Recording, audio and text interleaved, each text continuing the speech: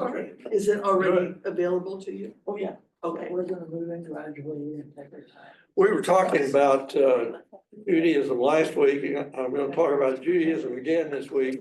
What I'm trying to do is give some idea of what it was like to be Jewish or how you were Jewish in the first century. So, Community center. I gotta get order in the court here. I don't think they realized we started. Sorry. I sound the same Go when ahead, I'm right. here. Before you go ahead, I'm gonna come in with that's maybe just 6 minutes. Have a minute.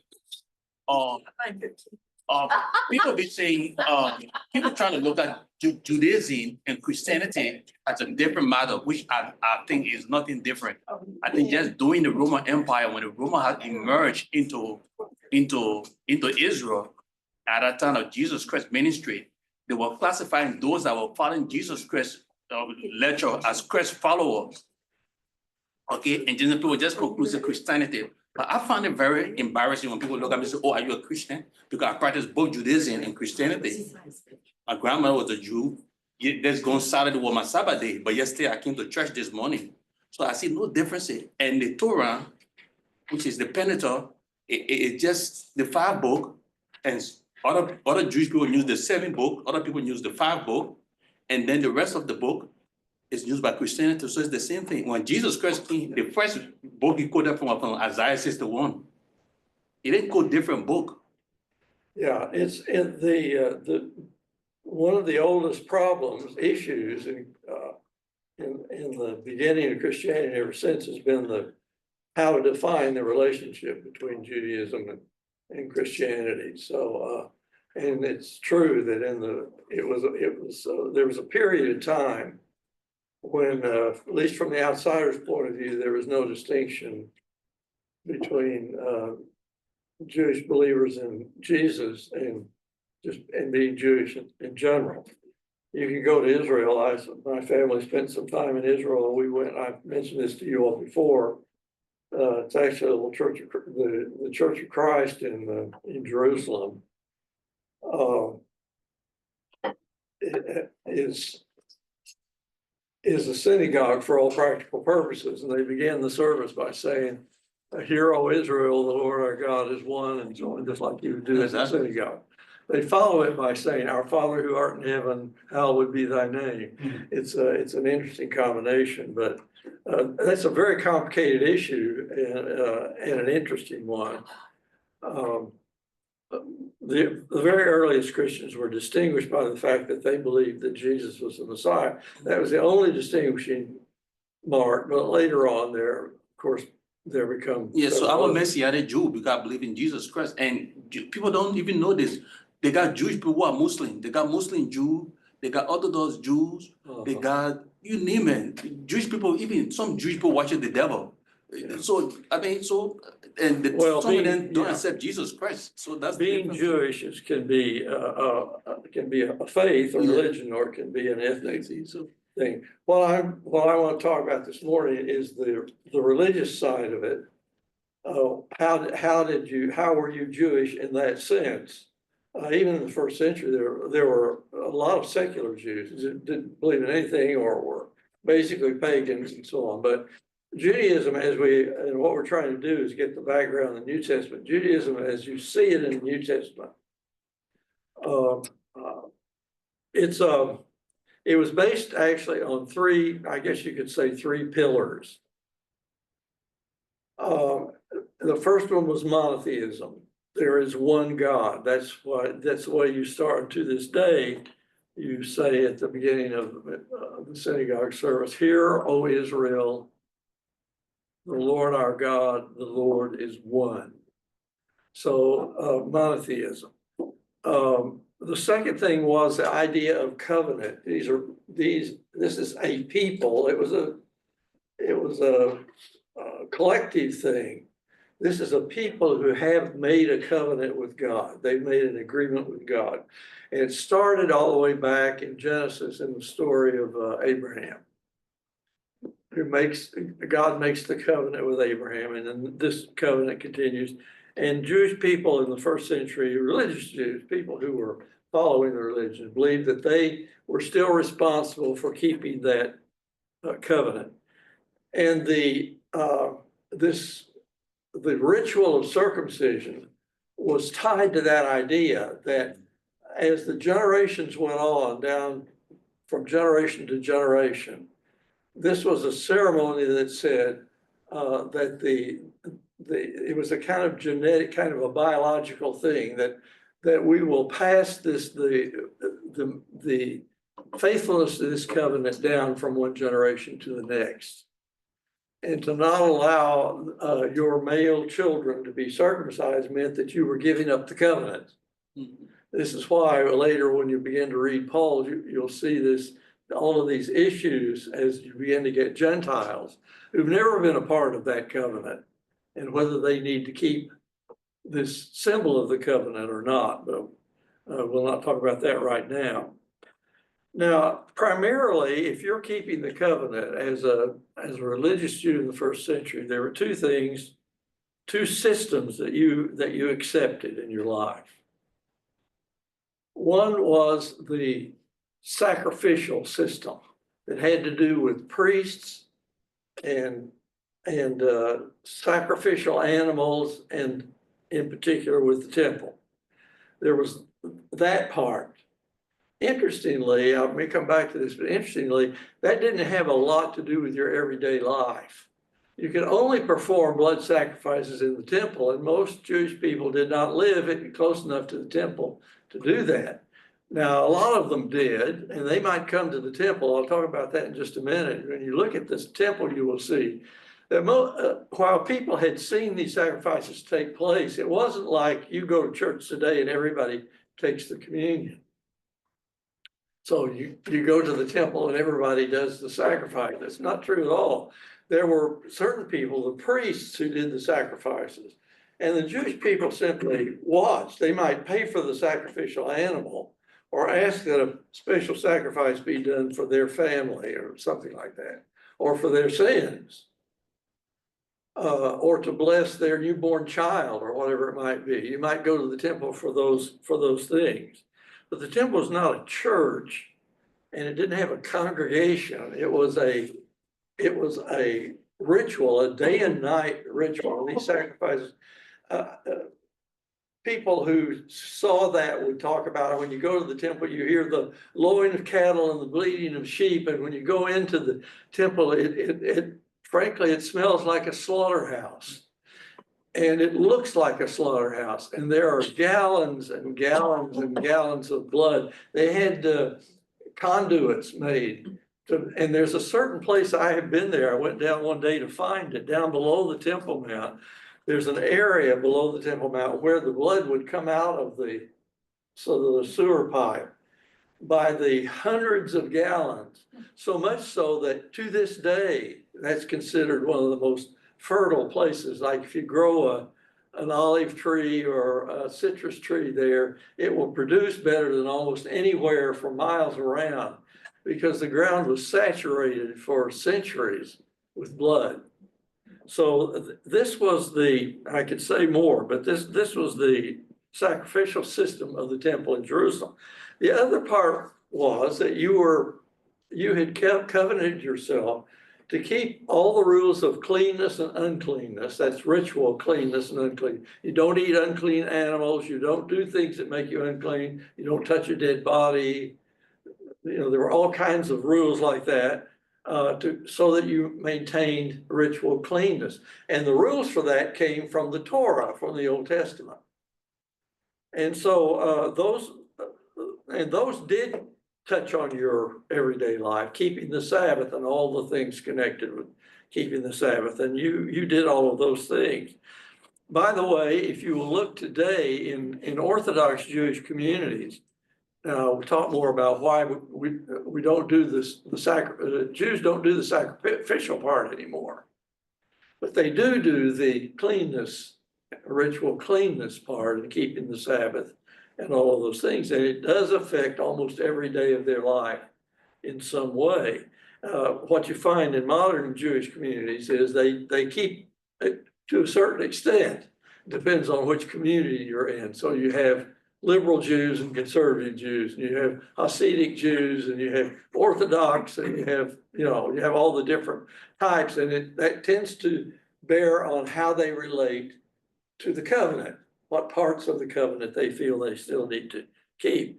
Now, the covenant origin story and the rules of keeping the covenant are found in the Torah, that is, in the Pentateuch, Genesis, Exodus, Leviticus, Numbers, and Deuteronomy.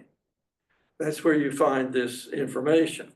And how do the Jewish people learn what they are committing themselves to when they keep the covenant? They learn that from the Torah, but they learn the Torah in the synagogue. By this time, the Jewish people have scattered throughout the Roman world, even beyond the Roman world. There are Jews all the way over in the Persian world and so on. But the synagogue went everywhere, and the synagogue became the center of your Jewish community. If you were Jewish, you went there. You went there to be with other Jews just for sort of social reasons. But you also went because that's where you learned about the Torah. And you were taught the Torah by a teacher or teachers who were there, who were called rabbis. You know, Jesus even gets called rabbi. It was a general term that meant somebody who teaches the meaning of the Torah. And so the synagogue became more and more important because that became the main place where you were Jewish in the communal sense, where you practice your religion communally. That was more like what we would call a church. But there are no priests there. There's no sacrifice there. There's no altar there. That part must happen, according to the Torah, only in Jerusalem. Okay. So a Jewish person who lives in Rome, for example, is going to practice their Judaism mostly in the synagogue. They might, if they had the money and are healthy enough, they might once or twice in their life make the long trip from Rome to Jerusalem and actually see the temple and see some sacrifices taking place. But there were lots of Jews in the Roman world who had never seen a sacrifice in their life and had never been in Jerusalem in their life. Now I want to talk about the priests, because if you, in that old, I guess we call it that old type of Judaism, sometimes called Second Temple Judaism. You know, there was Solomon's temple, and then there was Herod's temple during Jesus' day in the New Testament. During that period of Judaism, there were the sacrificial system was still in full bloom. The temple was even more beautiful than Solomon's temple. It was one of the most incredible buildings in the entire ancient world. It was, I won't get into this, but it was, they had a vine made out of gold, looked like a grapevine, that every time people would bring gold and give to the temple, they would add it to this thing, and it just became this gigantic golden thing. And Josephus, who was, had seen the temple many times, said that when people first came there and first saw that, they just said, there's nothing in the world like this. There's nothing in Rome like this. This was an incredible thing. And it was controlled and maintained by the high priestly families. According to the Torah, there has to be a high priest. And the high priest can only come out of certain families, and those certain families come out of a certain tribe, the tribe of Levi. Okay. By the way, the word priest in Hebrew is Cohen. And if you know a Jewish person, as there are many, many Jewish people in the world today whose last name is Cohen. And this indicates that their family at least believes that they can trace themselves back to the priestly families when there was the temple. So they're named Cohen or priest. The Sadducees controlled the high priesthood. The high priesthood had the same kind of connection with politics that the medieval popes had with politics. In fact, there's a lot of similarity between a pope in the traditional sense and a high priest, just as there's a whole lot of similarity between the Catholic Mass and the services in the temple. It still is, it's even called the sacrifice of the Mass. And the real blood is not there, but the symbolic blood is there, and the priests are there, and the altar is there, and so on. And the Pope is the high priest in the same sense that the Jewish high priest was the high priest over Judaism. A lot of that was brought in from the Old Testament into Christianity from the 4th century on, but that's church history and not New Testament. So I move on. There were other priestly parties, particularly the Essenes, I'll talk about a little more in a moment, that were made up of priests. The difference in the Sadducees and the priesthood from the Sadducees was that they had control of the temple and they had control of the power structure. The Essenes were the ones who felt that the temple was polluted and that the priests there were corrupt and that the whole thing needed to be reformed. Come back to the Essenes in just a few minutes. Now, of course, when the temple was destroyed in 70 AD, since you could only hold blood sacrifices in the temple, and since the only reason for having priests was to hold the blood sacrifices, there was no need for priests anymore. And therefore, there was no need for the Sadducees or the Essenes. That whole thing, the day that the temple caught on fire and burned, is described in great detail by Josephus. That marked the end of actual sacrifices in Judaism. As far as I know, there's never been a single blood sacrifice since. The Samaritans still do it to this day. They still do it. I've met the Samaritan high priest. I have a picture of he and I holding their ancient scroll. They still have a high priest. They still have the whole thing, but not the Jews anymore. And so, again, I'll come back to that, but 70 AD is very important because 70 AD lands right in the middle of when the New Testament is being written, right? You have Jesus and the apostles and the whole story, the beginnings of Christianity, and then you had the writing of the Gospels. And Paul comes before 70 AD. So he still talks about the priests and the sacrifices. After 70 AD, the latter books of the New Testament are written after the temple is gone. So they can only talk about it in a symbolic kind of way. Now let's talk about the temple. Let's look quickly at a picture here. This is one of those, this picture is one of those, take off the roof and see what's inside, like. You ready for it, John? I didn't bring it up. Oh, yes, yeah, bring that up. This is, what's, the little kids thing, what, this is a church, this is a steeple, open it up and you'll see all the people. Well, this is a one where it's gotten opened up. And the thing I wanted to show you is that the temple was basically the way of maintaining national purity.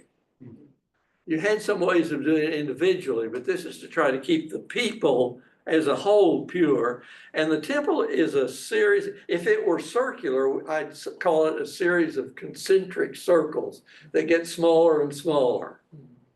Like a dartboard where you have the circle and the smaller, only they're rectangles, okay? And it starts with this huge outer court. Anybody could go there. It was called the Court of the Gentiles. That's the one that had the outer wall you see there. Anybody could go in there. Then you see a bigger wall on the inside of that court, and in the front of it there's a little door there, an archway. Hope you can get right down in the lower left-hand corner. That's the gate that, by the way, is called the Gate Beautiful. That's the one that in Acts Peter heals the layman in front of that gate. Anyway, before that gate is a little courtyard, which was called the Court of the Women.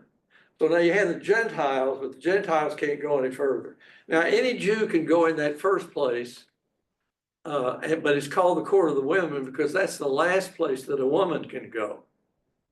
Then when you go through the gate that looks like an arch into the courtyard that has the smoke coming up, that's called the Court of Israel, and any male Jew could go in there.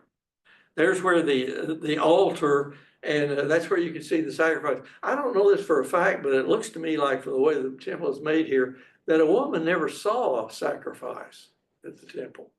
Because the sacrifices take place in that inner court. So I'm not sure. And by the way, very few Jewish men had ever seen a sacrifice either. It's just the people who were able to go to Jerusalem who had ever seen it, seen this thing actually happen. Then you go up the stairway and you go into the building itself. Any priest can go in there, but not any male, only priests. Okay. And then you go inside and you go through a couple of columns and you go finally to the back. There's a little square room back there. By the way, when you go in the temple itself, now you're in the holy place. Okay. And then that little cube at the back is called the Holy of Holies.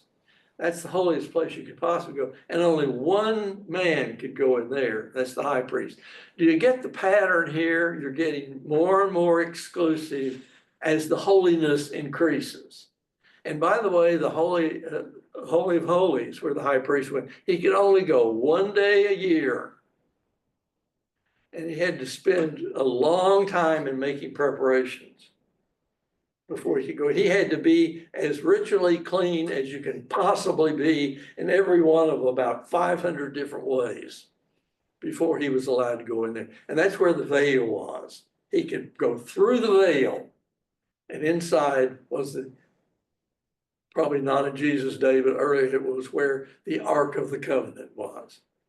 He's going in there to pour blood on the Ark of the covenant, see the word. All of this fit together in a beautiful kind of poetic way. And that was the temple, the Day of Atonement. And you'll find passages in the New Testament. There's this wonderful passage in Hebrews that talks about atonement and Christ going through the veil and pouring his blood on the ark to atone for our sin. All of this symbolism is pulled out and used in Christianity. Now, another word or two about the sects. I've mentioned most of this before, so I'll go through it quickly. The Sadducees are the aristocrats. They're controlling things. They dominate the Sanhedrin, which is kind of like the Jewish Senate. They're conservative in their politics. They're conservative in their religion. Being conservative in politics, by the way, traditionally simply meant that the way things are is fine. That's what we use. We've changed the meanings of these words in many ways in our modern political jargon. But to be conservative means the way things are is fine. To be liberal means I'm open to something changing. The Sadducees were fine with the way it was because they were in charge. Traditionally, conservatives have tended to be in charge. That's what makes them conservative. They like the way it is because they had succeeded in that. And this was true in ancient Judaism. So they were pro-Roman. They got along with the Romans, all right. The Pharisees, on the other hand, had a lot of criticisms of the way things were being done. And one of the things to be changed. And also the Pharisees had a lot of traditions that they didn't pick up from the Torah. They got them from all those days when the Jews were in exile in Persia and so on. They picked up a lot of other things, and the Sadducees say, we don't accept any of that. These Pharisees have got all these ideas. They didn't get them from the Torah, and they didn't get them from the Torah. So there was always this conflict between the Pharisees and the Sadducees. The word, by the way, the word Pharisee comes from the word that means separated ones. They're pulling out of the system. They were a lot of them were great Torah scholars. Of course, Paul studied under some of the great Pharisee Torah scholars. They were more inclined they tended to dominate the synagogues, whereas the Sadducees tended to dominate the temple. And of course, after the temple was destroyed and the Sadducees had lost their hold on things, and the priests had lost their hold on things, Judaism essentially becomes the religion of the Pharisees. They're the only ones that are left. And so what we call Judaism is a Judaism without blood sacrifice, without priests. We have many Jewish communities in LA today, but as far as I know, we don't have any priests and we don't have any sacrifices. We have the study of the Torah and we have prayer. Those are the two things. They could happen before the destruction of Jerusalem, and they could happen even after Jerusalem and the temple were destroyed. You can keep doing those things. And Judaism kept doing those things. And that form of Judaism we call rabbinic Judaism because the dominant people in it are rabbis. So all of us today tend to think, well, you know, what's a word that occurs to you when you hear about the Jewish faith? Rabbis. It's rabbinic Judaism. It's Judaism that is now the pastoral element of Judaism now is the rabbi. That was not true before the destruction of Jerusalem. The Pharisees, as we know from Jesus' contact with them, tended toward legalism, but they were as legalistic about their traditions as they were about the laws of the Torah.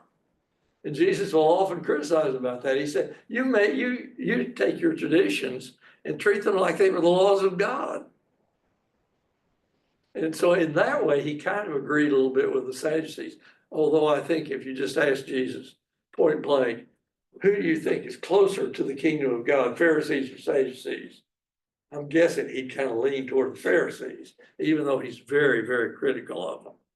Now, we also had the Essenes. And the Essenes were priests. They were from priestly families, and or at least their leaders were. But they rejected this Second Temple Judaism. They rejected the temple and the sacrifices, not because they didn't believe you should have a temple and sacrifices, but because they believed that it was corrupt. And they wouldn't even go and worship in there. They kept themselves out. They were rebels in that sense. They were objecting. They were demonstrating against it.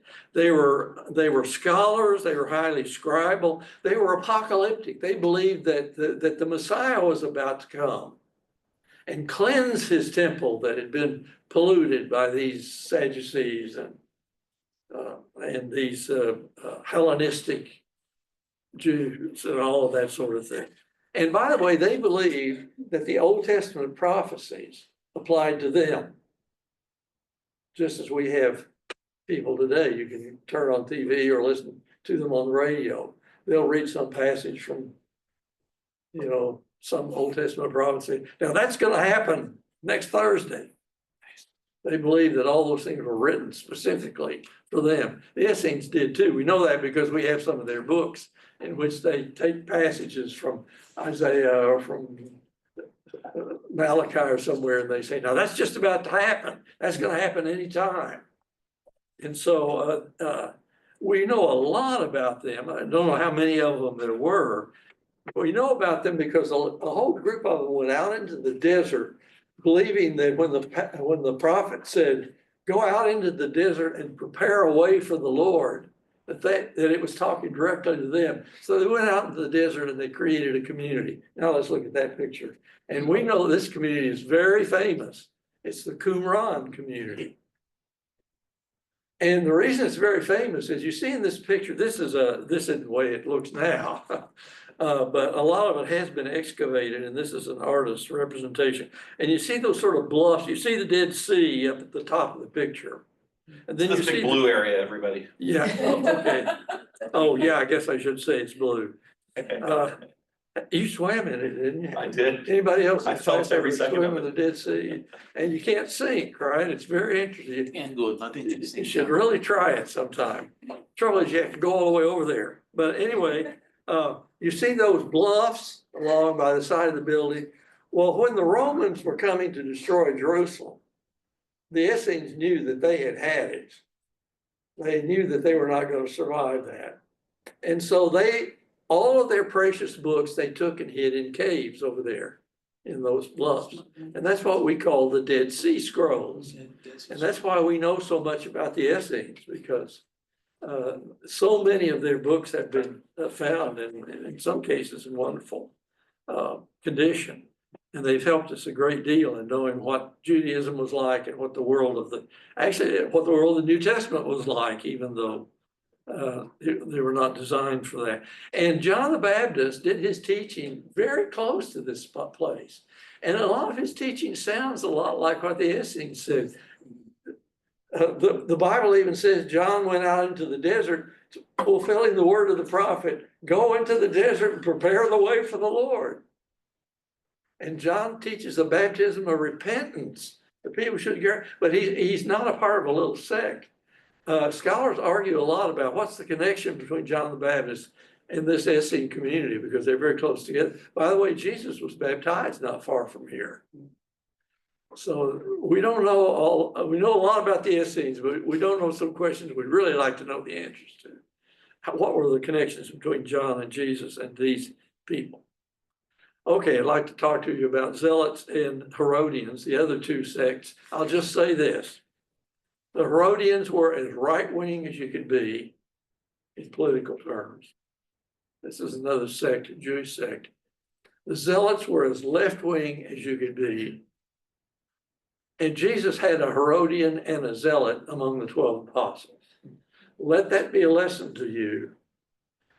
If Jesus could have a religious community that could have a Zealot in it and a Herodian in it, then we should be able to get along at church about politics, okay?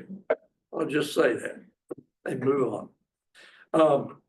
Most of the people in the world, most of the Jewish people were just what they call Ham Haaretz, the people of the land, just the people. They didn't belong to any of these groups I've been mentioning. And those are the people that Jesus worked with. He argued with the Pharisees. The Sadducees arrested him and brought him to trial. He embraced the Herodians and the Zealots if they were willing to accept his teaching on the kingdom of God. He did all those things, but he mostly talked to the people. And when you read in the Gospels, the people, or Jesus looking out and saying, these people, they're like sheep without a shepherd. He's just talking about the folks, just the people who lived in the towns and villages and weren't in any of these sort of sophisticated or well-educated Torah scholar groups. They were just trying to be good people and keep their covenant with God. If those are the people that Jesus appealed to, and those are the people that he taught, and those are the crowds that you read about in the Gospels. They kept the rules of ritual cleanness the best they could. They couldn't keep them very well if you lived up in Galilee or somewhere. They tried to go to the temple if they possibly could for the feasts. They went to the synagogues whenever they could. They listened to the Torah there. They prayed there.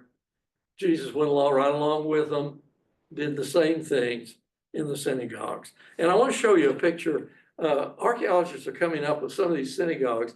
This is a picture of the synagogue in Magdala or Migdal, which has just very recently been found. And I love this. I know you just think, as my children used to say when I take them around in Israel, another pile of rocks.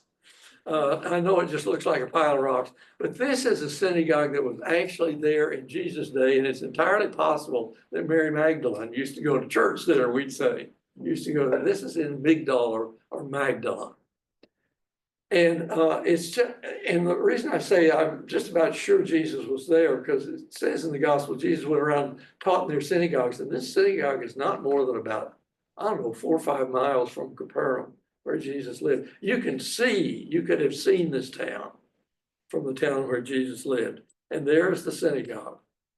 And so these synagogues, as I've told you, they honored the Torah, they kept their Jewish identity, and so on. Now, in addition to that, then I'm going to stop. You had Jewish people who were Jewish and who were committed to the covenant. And then you had proselytes who were Gentiles who had totally accepted the covenant, including the rite of circumcision and all the food laws and everything, who just tried to totally become Jews. Those were called proselytes. And all throughout the Roman world, people were attracted to Judaism, and some of them went all the way to accepting the entire covenant, proselyte. And then you had people who didn't go quite that far, but who did honor and accept the Jewish God who did believe the Jews were right. There was one God, and he was the God of the Jews. And they came to the synagogue and they listened to the Torah and they listened to the prayers, and they were called the fearers of God. Not fear like they were scared of God, but fear like they had honor and respect for God, the God-fearers. And numerous times in the Bible, you'll find Paul getting up and beginning his speech this way. You people of Israel, and you who fear the Lord. And what he's doing, he's talking, they couldn't sit, by the way, up in the main auditorium. They'd sit kind of in the lobby, God-fearers do. So he's saying, you men of Israel, I don't know if there are any women there, not usually. You men of Israel, and you who fear the Lord. He's talking to these two groups. So there's Judaism. There's the background of Judaism in the New Testament period. Amazing. Thank you. That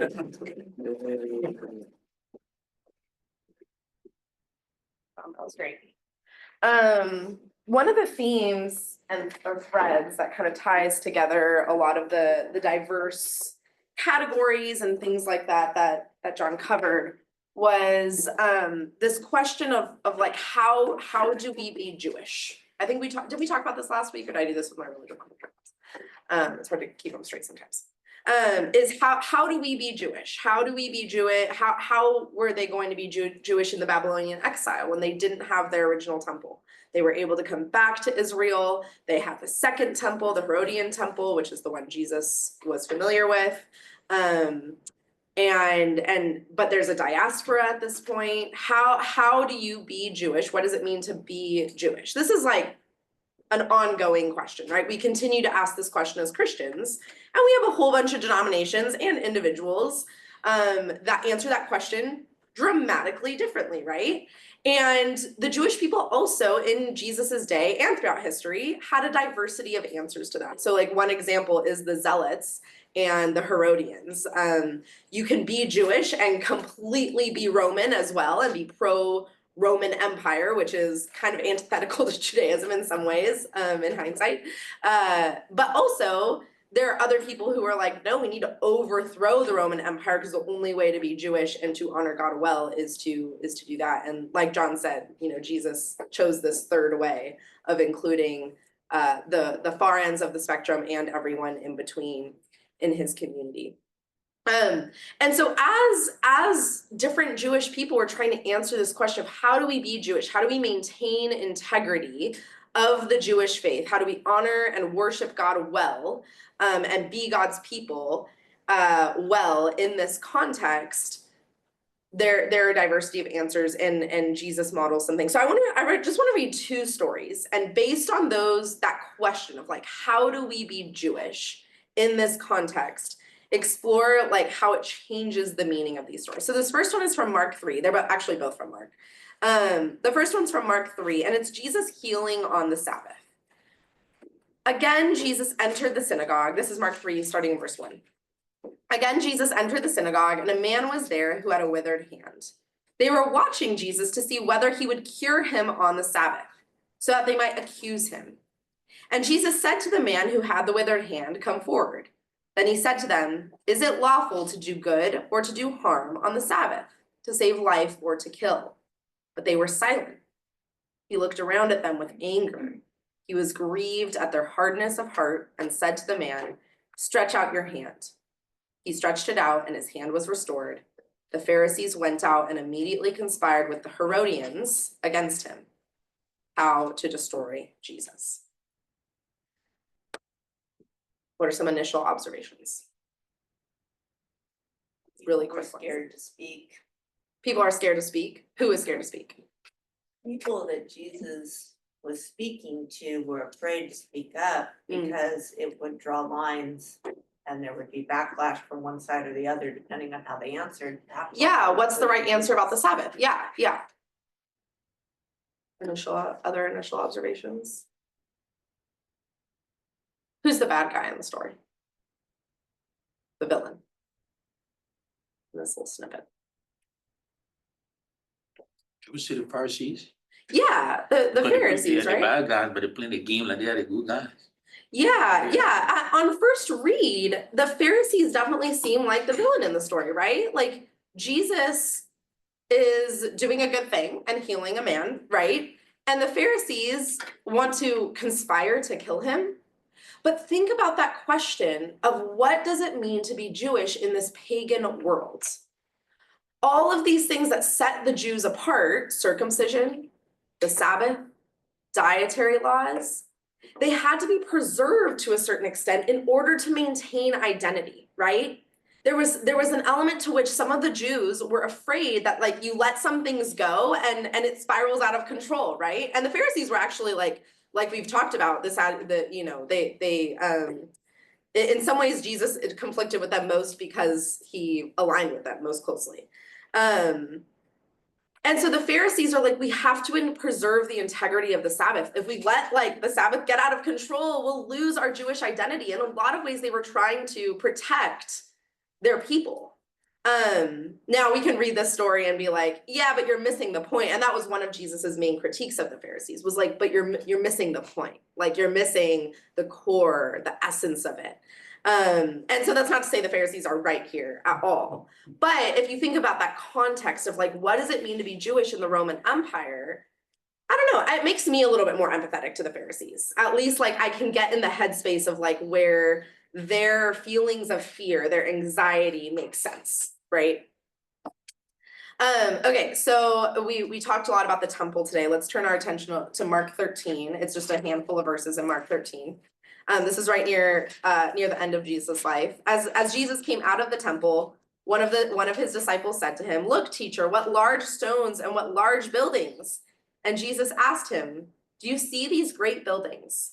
You saw the picture of it today. "Not one stone will be left here upon the other. All will be thrown down." When he was sitting on the Mount of Olives opposite the temple, Peter, James, John, and Andrew asked him privately, "Tell us, when will this be, and what will the sign be that all things that are about to be accomplished?" And then they go on and talk pretty extensively about the temple. But given what you just saw about the temple, and remember, the Jewish people had already lost one of their temples and like lost the sacrificial system during the Babylonian exile. It was devastating. They were able to rebuild it. They're able to worship as an occupied nation right now, which is pretty good that the Roman Empire is letting them do that, like preserve that part of their religious identity. Other occupiers in the past had not done that. And Jesus says, "Do you see these great buildings? Not one stone will be left here upon the other, and all will be thrown down." How does that hit? Like that hit, that's not just saying like, oh, the temple is going to, it's like hitting the core of our identity, right? Even though many Jewish people, of course, he's in Jerusalem right now. So obviously everyone he's talking to or would have heard him would have seen the temple because they're right there. But even with all the Jewish diaspora, so many, like a huge percentage had never seen the temple and would never see the temple. It was still the core of the identity. Like this feels really, it can feel really scary to hear Jesus say like, this is gonna be gone. What does it mean to be Jewish if the temple is gone again? Of course, the temple did end up being destroyed a few decades after Jesus's life. And we see Jewish people today answering that question in a diversity of ways. There are many Jewish sects today, just like there are many Christian denominations. Not quite as many, but we have a lot of Christian denominations. But there is a lot of diversity still. Okay, we'll look at one more story, and I'll give a little context for it first. So I think last week we mentioned Acts 15, the council at Jerusalem, and this debate of what does it mean to, kind of going back to Emmanuel's question at the very, very beginning of class, of like, what does it mean not just to be Jewish and to maintain our Jewish integrity in the Roman Empire as Jews, but now this crazy idea of just letting Gentiles join without being proselytes, without completely 100% converting to Judaism. What does that mean now? Like Jesus wanted, Jesus got the ball rolling to include Gentiles in this movement and that they were included in the good news. And so now the Jewish people have to decide, what does it mean, these Messianic Jews, Jewish people who believe that Jesus was the Messiah, what does it mean for Jesus to be the Messiah for the Gentiles as well? Do they have to convert to Judaism? And how does that change Judaism to include Gentiles without them 100% converting to Judaism in order to worship Jesus. Does that question make sense? So before Acts 15, which is the Council of Jerusalem, a really important story happens in Acts 10. And it's where Peter gets a vision from God about a curtain. It's a curtain that comes down, and it's what Peter sees is a diversity of unclean animals that were forbidden to eat in the Torah.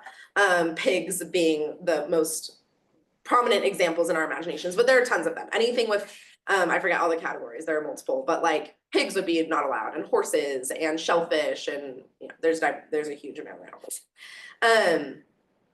And so Peter sees this curtain come down, and it has all these animals in it, and God says, eat. And Peter says, I would never, like, these are unclean animals. I am Jewish. Like, I have never and would never break this law. And God says to Peter, don't call unclean what I have made clean. Now, that does not mean that now, like, you know, people should eat horses, like, or Jewish people should suddenly eat pigs. What God is communicating to Peter in the context of the story, because the next step is that Peter goes to Cornelius, a Roman centurion, and welcomes him into the family of Jesus, without Cornelius and his household converting to Judaism as Gentile people, as non-Jewish people. And so the vision is not, okay, now in order to be a good Jew, you have to eat pigs. That's not the point of the story, right? The point of the story is this radical new thing has happened, which is that non-Jewish people who were formerly unclean are now clean and welcomed into God's family. So that's the context for Acts 15, or one of many contexts. So that's in Acts 10. In Acts 15, we have the Council of Jerusalem, and I'll just read the first few verses of that. Starting in verse 1 in Acts 15. Then certain individuals came down from Judea and were teaching the brothers, unless you are circumcised according to the custom of Moses, you cannot be saved. After Paul and Barnabas had no small dissension and debate with them, that means they had an extensive debate with the people making this claim, Paul and Barnabas and some of the others were appointed to go up to Jerusalem to discuss this question with the apostles and the elders.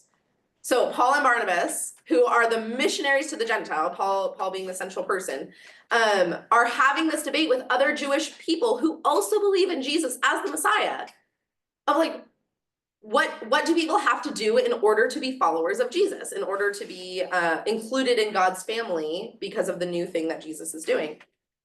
And they're saying, well, they have to be circumcised. They have to be part of the old covenant. And Paul and Barnabas are like, no, this becomes a big thing. They end up having to go to Jerusalem, which is still the center of this movement, to discuss this question with all the apostles, all the elders. So they were sent on their way by the church, and as they passed through both Phoenicia and Samaria, they reported the conversion of the Gentiles and brought great joy to all the brothers and the sisters. When they came to Jerusalem, they were welcomed by the church and the apostles and the elders, and they reported all that God had done with them. But some of the believers who belonged to the sect of the Pharisees stood up and said, it is necessary for them to be circumcised and ordered to keep the law of Moses. So from the very beginning, this is Acts 15, like Paul is, like Jesus has only been gone maybe a handful of years at this point, has Jesus ascended into heaven. If that, I don't know what the timeline is. And already there is dramatic debate of like, what does it mean to follow, to worship and honor Yahweh God, and also to glorify Jesus and follow Jesus. What does it mean to maintain our integrity as people who are part of this movement and lose some of the ways that we have marked our distinction? Circumcision, the Sabbath, and dietary laws being three of the most prominent ways that's set aside. But also sacrifice and ritual and all the things as well there. And so anyway, Peter and Paul go on to like make these sermons to speak these sermons that are like, this is why they should be included and not convert to Judaism.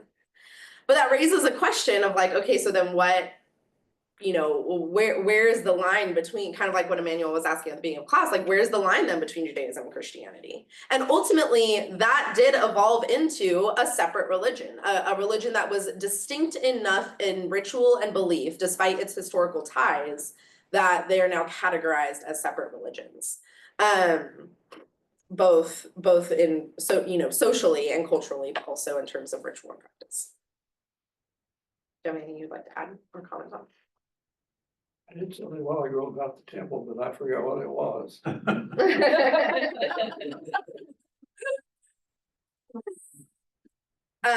Yeah, go ahead, Greg. I had just one comment about the part in Mark 13 where he said all those stones would be turned over. And I had never realized it. I always pictured in my head a really nice brickwork and wood, but when we went there to Israel, I mean, the part that's left, the wall, the there's Temple not Mount, much of it left. The stones are so big, they're as big as anything in Egypt, and they took us down and saw this one stone. It was bigger than like a shipping container or an 18-wheeler truck. It was, I think they said 500 tons. And so Jesus said this, and I could just imagine people, who don't want to believe him, could just feel like, well, he doesn't know what he's talking about. It doesn't even make sense. And yet it happened. And Mark was, I think most people accept it was written before Jerusalem was destroyed, I think. Is that right? Right around the time anyway, yeah. But anyway, it didn't really hit me how that would sound to them until you see them. Yeah. For real. Yeah, definitely. I remember what I was gonna say Yeah. now. You reminded me. If you go there today, all of that holy area, including the Holy of Holies, is controlled by Muslims, right? There's the Dome of the Rock and the huge Mosque of El-Aqsa, second most holy place to the Muslim religion. When you read about these tensions, as we read in the paper all the time, between Orthodox Judaism in particular and Orthodox Islam, you have to realize what the Orthodox Jew is feeling when he knows that the Holy of Holies, it's up there somewhere being controlled by Muslims and he will not go up there. When you see the Orthodox with their hair like this and then their black outfits standing in front of the western wall of the temple and praying like this, like they pray, that's as close as they get. They don't go up. We probably wouldn't be allowed to anyway by the Muslims, but they don't go up on the top because they're afraid they might accidentally step into the Holy of Holies, which only the high priest is. See, this is all so real. This is today in 2025. This is not just 2,000 years ago. They still feel that there's a place up there where God dwells and that the enemy has control of it. And so these demonstrations and the trouble that you have, if a Jewish leader goes up onto the Temple Mount, there's always a big riot and all of that. This is all, the people there have all these things back in their experience and in their mind. And just one other story. I was up there with some students when we had a guide who was a fairly secular Israeli. And we went to the Dome of the Rock and supposedly, in the basement of the Dome of the Rock, you had the stone, which both Muslims and Jews believe is where Abraham offered Isaac and made his covenant with God. So the place of the covenant. Well, I started to take the students down to see the rock. It's called the Dome of the Rock because of that rock down there. And this woman, very sophisticated, graduate, Hebrew University. I said, "Are you coming with us?" And she says, "No, I'm not." And I said, "Oh, well, I thought maybe you could explain." So she said, "I don't go down there." And I said, "Why?" And she said, I'd rather not say why. Mhm. And you can see that even as secular as she was and as modern as she was and everything, she was worried about getting into a spot that was too holy for her. So that, it's those little things that help you understand the tremendous tensions. And also you go back and they help you understand these things, and then you understand why Paul was, the minute anybody thought he had intruded and taken a Gentile into the holy area, they arrest him and want him killed. Yeah. You think, why are they so upset? Well, the same thing would happen today, so things don't Yeah. change that much. All right, it's a little after 10, so we'll head down to church. Thank you. Thanks.